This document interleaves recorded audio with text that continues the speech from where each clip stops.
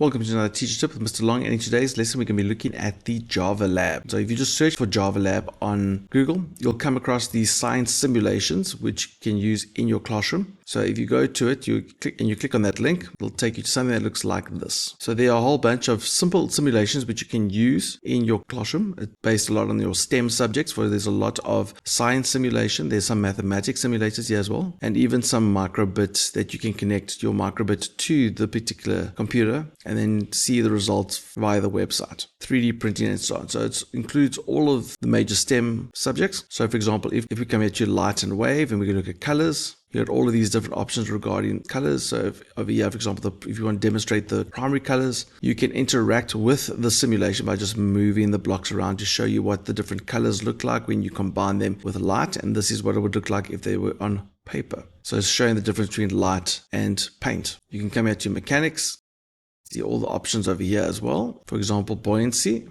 where you can test the buoyancy and by pressing a ball down in water and seeing how long it takes to get out. You can obviously play around with the settings of the volume of the ball or the mass, change the units and hide the values if you want to do that. So a nice way to demonstrate buoyancy in this case. And at work and energy, you can come here to, for example, kinetic energy, where you can work out, for example, if we increase the mass of a cart, but we also increase the friction and we start doing movements.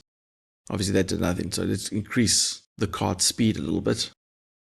You can see how far the cart would go based on that much friction and that speed. And you can even trace it like a ticky tape. You can see the little ticky tape markers over there. So as in the Javalab, there are tons of little simulations that you can use here, both for science, mathematics, or technology. So go check it out. Hopefully it can be a useful resource in your classroom.